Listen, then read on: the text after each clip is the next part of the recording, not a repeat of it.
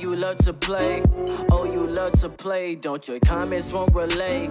Sign this on my page for you. Oh my God, he changed. Young life, I can't see back karma. I just need some brains so I could keep myself in order.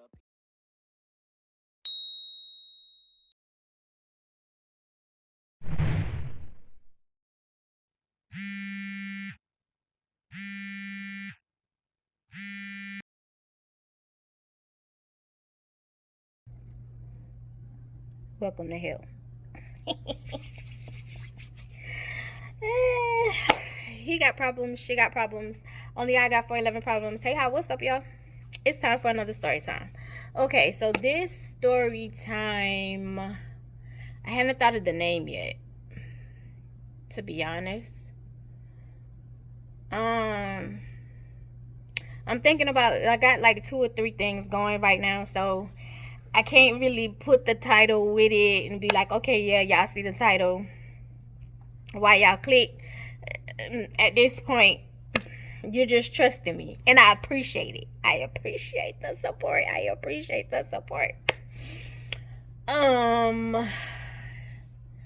This story I thought about a couple of days ago, to be totally honest, because there are certain people who are not my Facebook friends liking my status, like on other people's pages. Like, they'll see my comments, not my status, my comments on other people's pages, and then like they're hitting like, so to know, like, to let me know, like, hey, I see your comment. We're not friends. I know you, but you liking my comments. Hey, y'all. So that means you watching my stuff. This also will be not the last entry, but the last entry for now in Church Chronicles, because I'm gonna move on to drinking series, because I want to get that started, and I want to get some other story times out. So we're gonna put a pause on Church Chronicles right now, but this is gonna be the last one for a good little. I'm not even gonna say for a good little minute. It's gonna be the last one for now.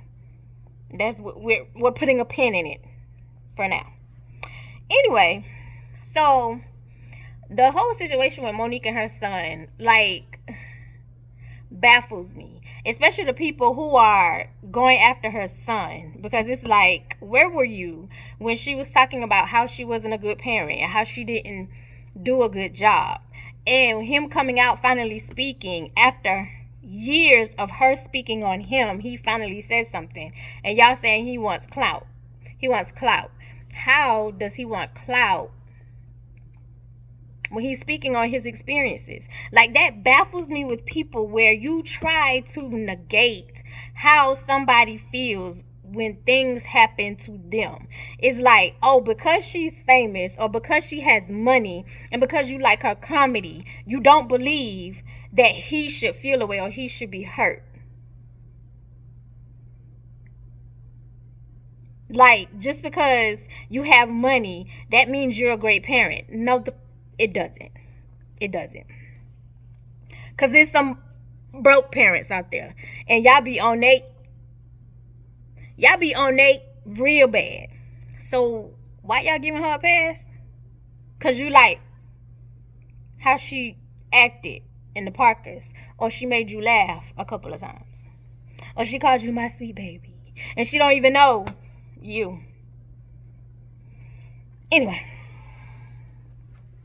but like, her saying this last little snippet that I saw, because there's a YouTuber that I watch, and she is basically keeping up to date, because she has commentary on things that goes on the internet.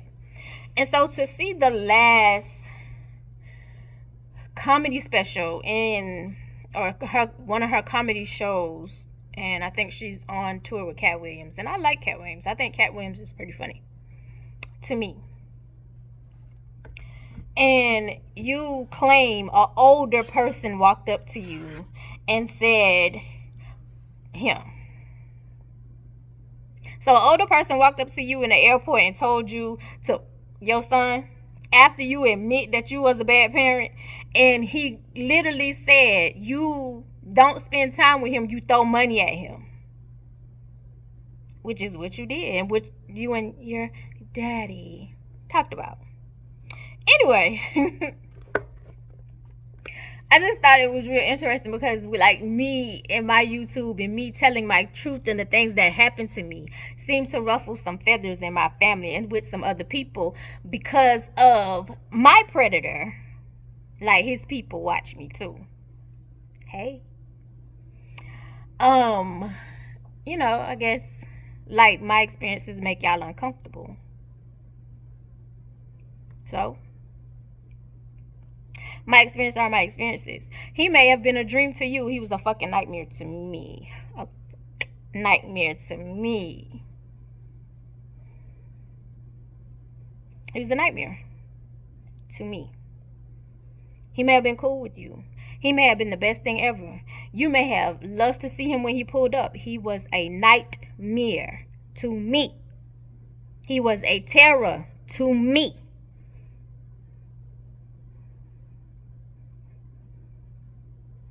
Anyway, let's get into the story.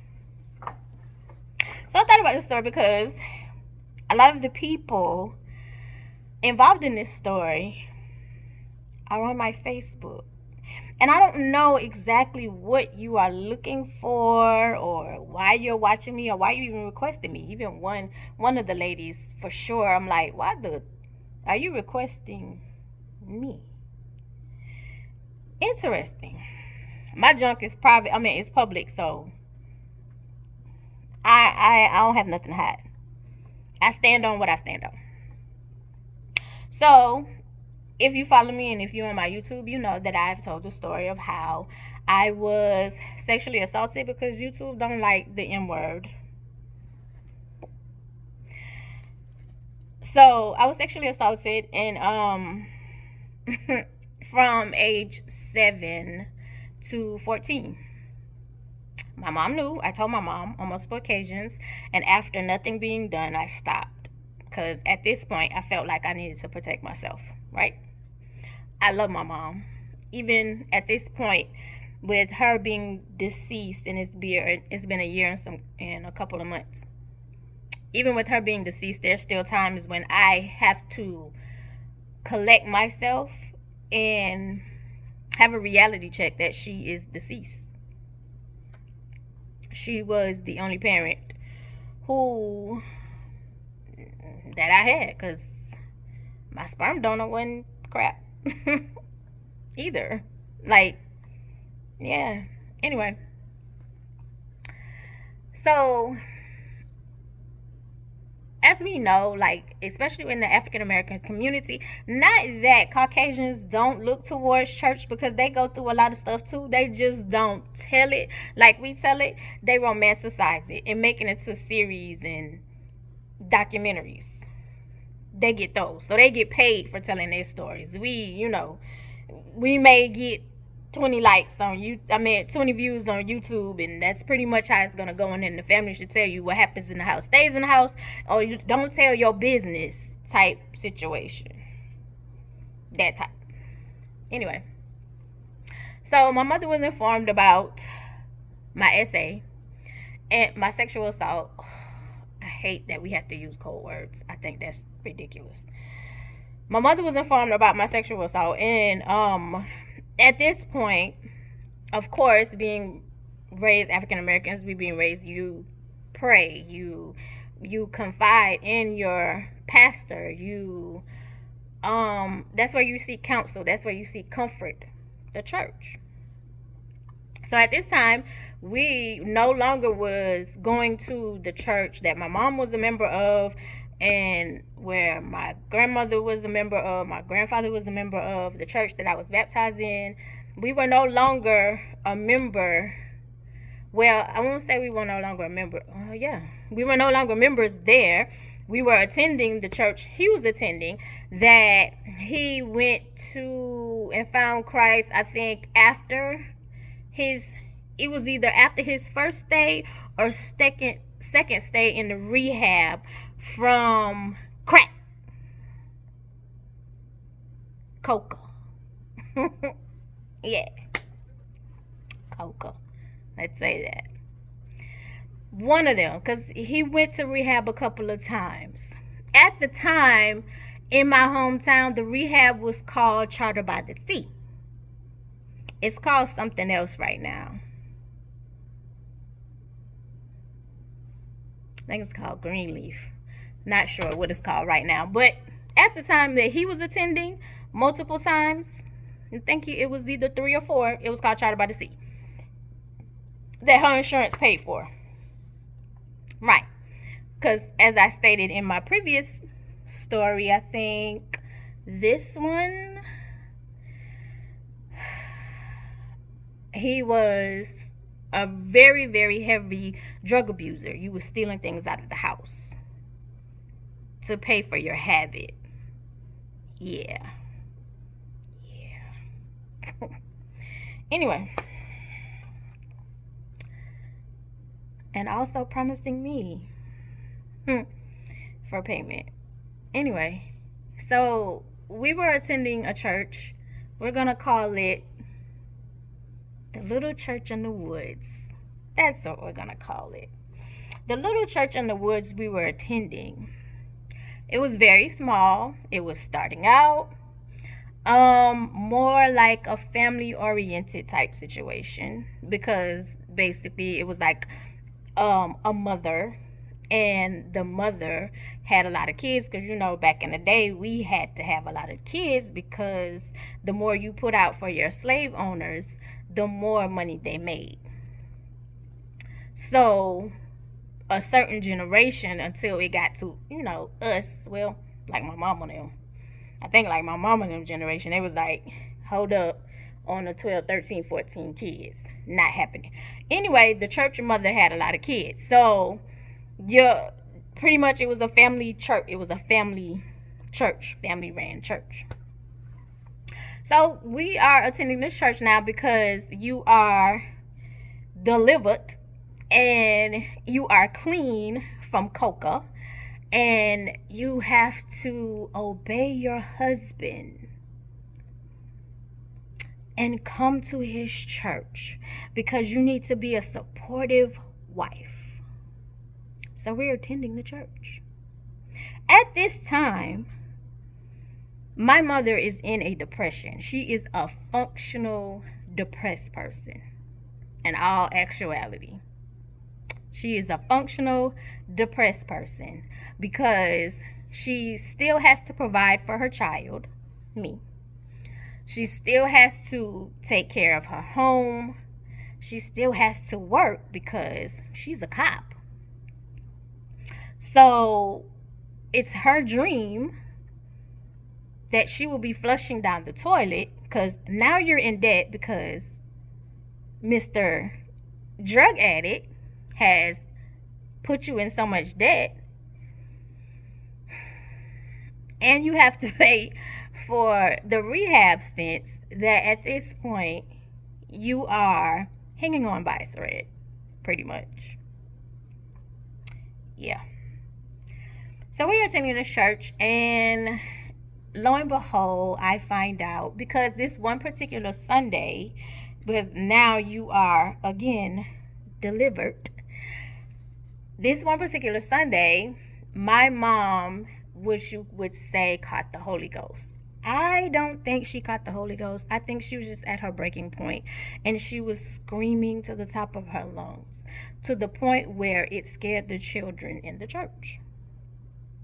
And I'm standing there, not standing, I'm sitting in the pew, 5th pew to be exact, watching my mom, because she went to altar call, and she's screaming to the top of her lungs. And it's one lady on one side, and it's another on another side, and then it's the first lady in front of her with the pastor in front of her, and they're praying. But I don't know what she said. Maybe she didn't. I don't know what was said, but she's screaming and crying. Now, mind you, I can understand that why she's screaming and crying, because your daughter is being SA'd by your coca-delivered husband, who is now a deacon of the church. And come to find out, you were informed that your deacon, who is now coca delivered, is molesting her daughter. Sorry, essaying her daughter, because we can't say molesting.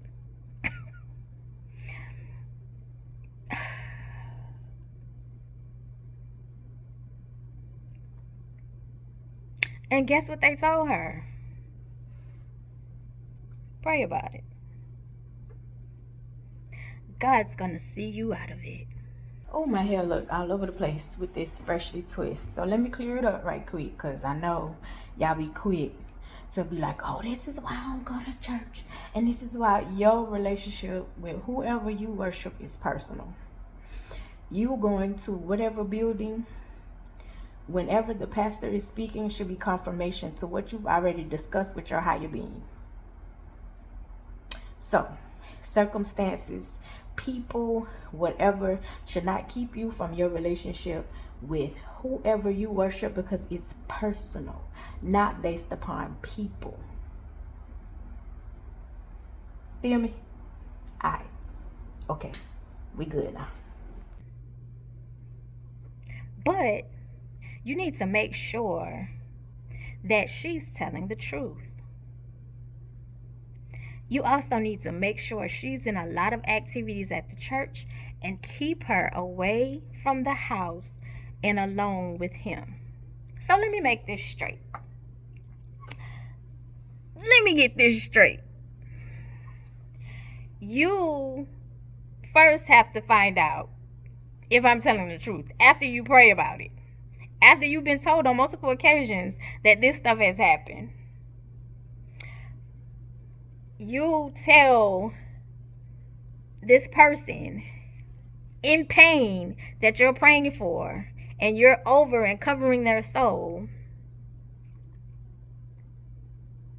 So find out if she's telling the truth. What child? Now, don't get me wrong, there are children who lie, but let's be real about the situation. The coca delivered rehab patient confessed to doing it and gave you the excuse that he was showing me what not to let boys do to me. Right? So, why would there need to be another verification if your deacon, your coca rehab delivered deacon, admitted to my mother that acts were done? Why would you tell her to stay with a husband who is SAing her child? Why would you make a person that you know is SAing a minor, a child under the age of 14, a deacon, and have him around children at your place of worship?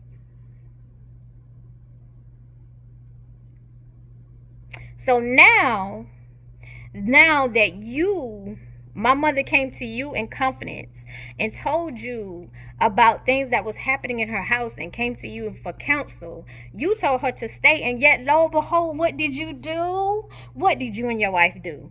Tell all the leaders in the church. And once you tell all the leaders in the church, lo and behold, the kids who are of age heard it. So guess what? Guess who's being teased and bullied about being SA'd at home? By her stepfather. At church at that. At church.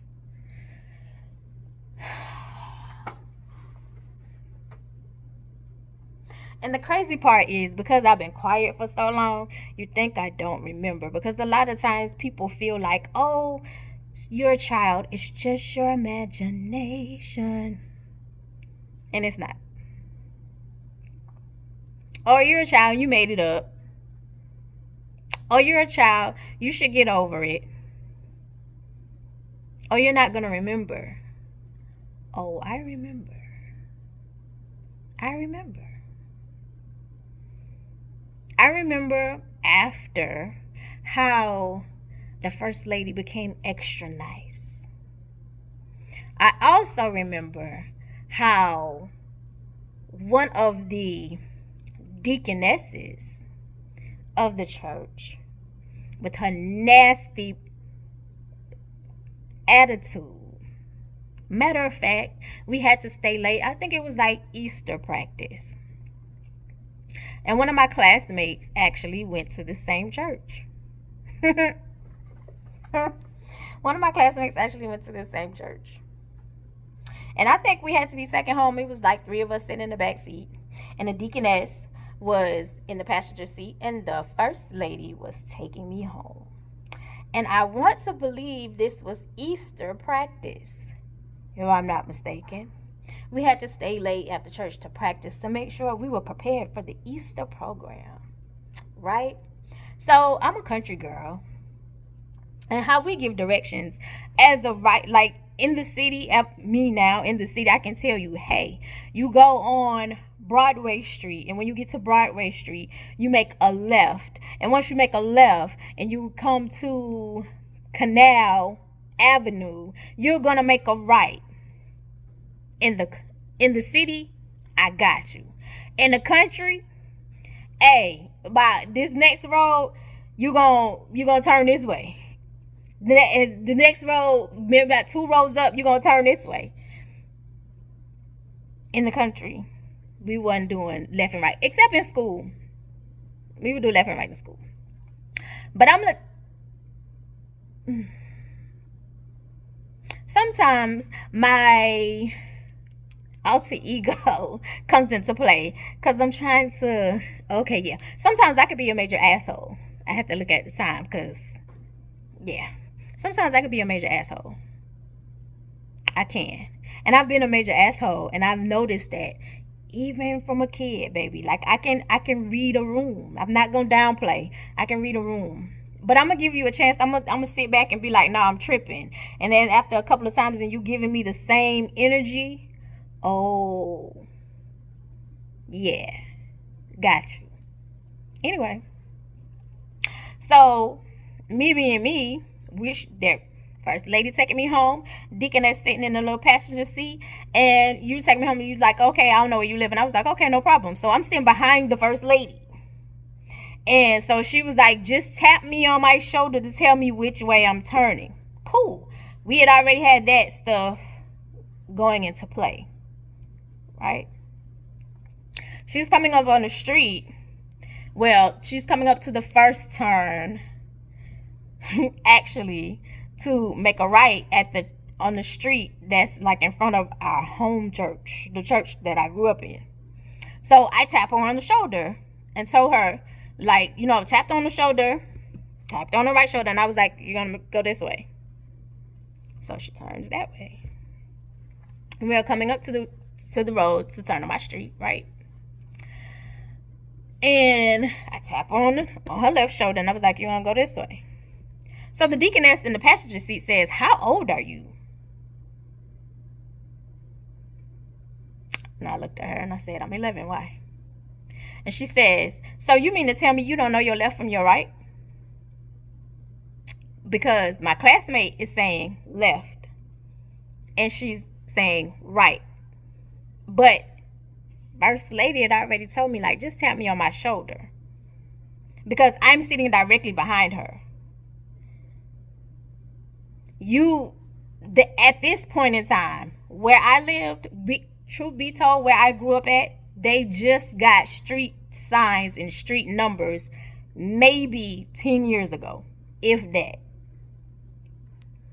10 years ago? 15. I'll give it 15. With country. No traffic lights. We have one caution light that's at a section that gets kind of busy. It's a 4-way stop. We grew up on dirt roads. Now, mind you, my neighborhood, we had a paved street, so we knew what the name of the road was. But it wasn't where you go in the city and you see like street signs. It wasn't like that. So we knew, because as I said, the church in the woods, to get to your church, sweetheart, we have to go back deep down in the woods to get to your church. So we had already established how you were going to get directions. So you jump in a conversation and say, so you're 11 and you don't know your left from your right? And I looked at her because who said I didn't know my left from my right? Who said that? And I said, I didn't say, no, don't talk back to me. First of all, I'm an adult. So the first lady is saying, ooh, I almost called her name. Deaconess. I almost called her name. Because, hell, I remember. And when you sent the request on my Facebook, I looked at it like, interesting. Why? Because we barely said few words. Barely. But I will. Hey. So she said, Deaconess, I told her to tap me on the shoulder.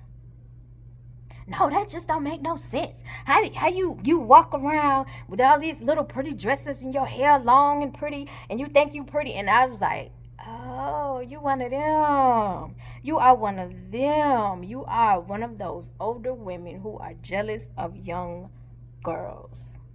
Not necessarily just girls. It might just be children, period. But you are one of them. You are one of them. You are one of them. And the simple fact that you was like, oh, you who think they are pretty.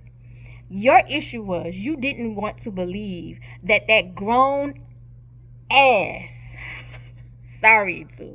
you didn't want to believe that grown ass man who was a recovering addict was essaying a child. Which a lot of adults, when a child comes and say this is happening, you don't want to believe it because you know this person personally. A stranger, it's no question sometimes because y'all be dragging it.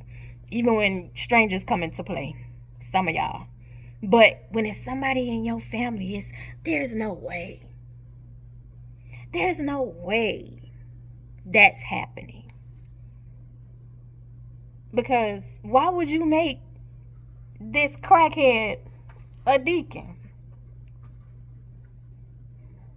Why would you tell why would you tell a mother, at the time a wife, to stay with a man that is essaying her daughter and then make him a deacon? That don't play on your conscience? Or maybe that's why you requested me, because it does.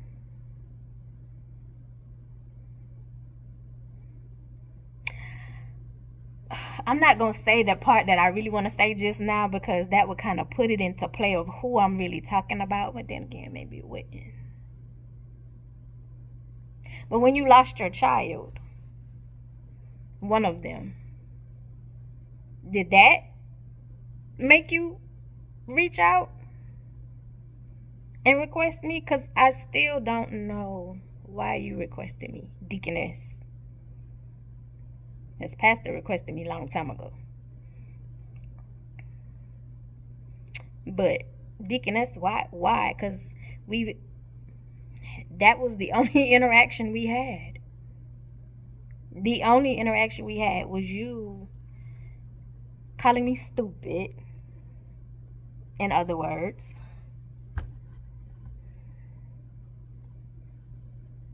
And not believing that I was being essayed.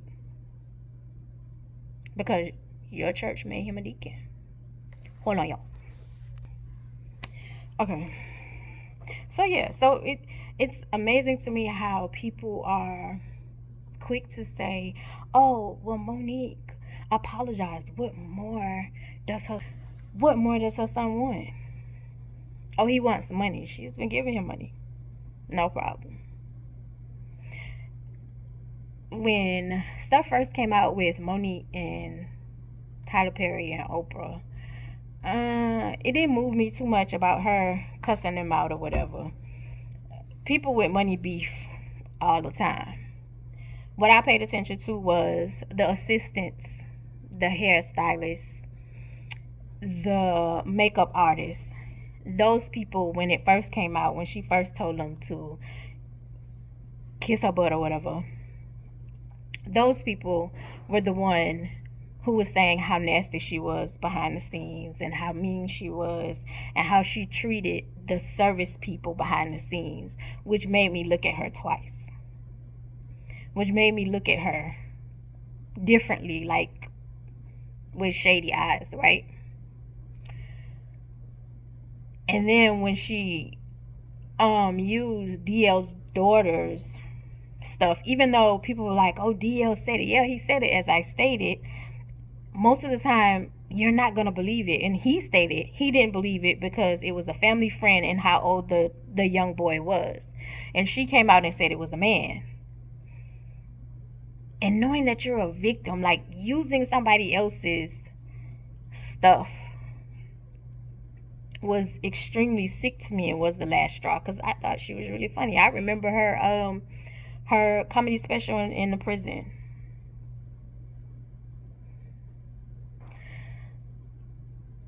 But to see you get up and say F your son is crazy to me. Like, don't get me wrong, like I know children do certain things to their parents and you be like, okay, my hands are off. Because there's times when I be like, I have to back up for my kid and I be like, yo, I'm gonna let you sit in your decision. Because if I continue or if I don't walk away, I'm gonna hurt your feelings. I'm gonna say something that I'll regret. And even with my story times and telling my truth, people are saying, why now?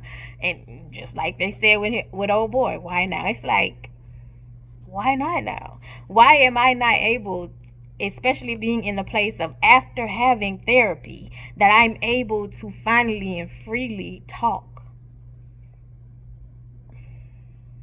Because before, it doesn't go away. It affects you for the rest of your life. But you look at people sideways because those same people will speak to me like nothing happened. Hey.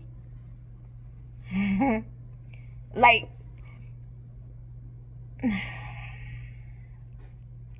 yo. Pick back up later. Anyway, so I'm not going to drag it out. I was already thinking about the story once I saw like the request, and then seeing the commentary of her saying F your son. And I know y'all trying to like, girl, how does this mesh? As parents, we have decisions to make because I'm a parent. And as Monique's son said, he was like, being a parent now, I get where it has to be choices made, pretty much. And it's true, because there's a choice that you have to make in order. There's choices every day. It's choices. And as I told my son, being a good parent is a choice. It's not a must. There's no handbook to this. It's not. It's a choice. And it's not just being a parent, being a friend, being siblings, just being genuinely nice to people, period. It's choices. How you treat people, how you go about making decisions throughout the day, even your finances, everything is a choice. And the choices you make at times can affect people for the rest of their damn life. And the simple fact that her saying that she didn't want to be a parent and she chose not to be a parent, and at this point she apologized and wants to try to do something, but in reality I don't think she really wants a relationship with her son. She wants the idea of it, as long as it looks good when she's on interviews and stuff like that. It correlates because my mom had a choice.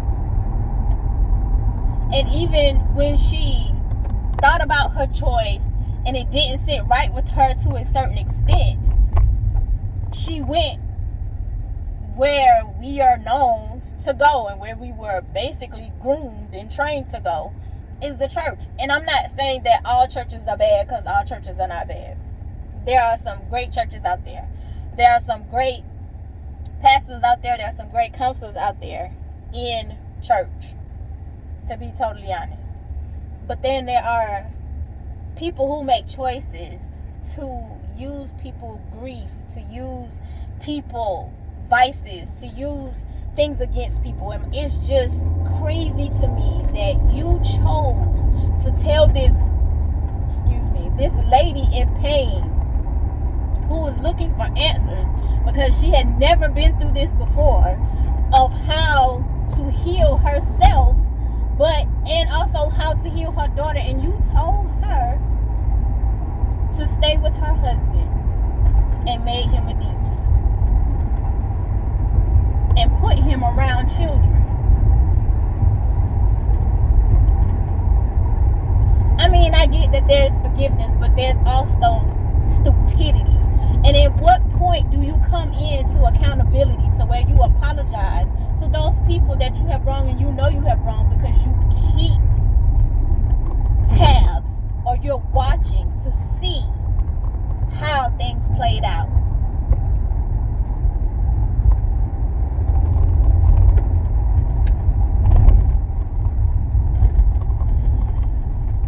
Just be careful with your choices. I love you the most because you're definitely the dopest in real life. I'll see you in the next one. Bye.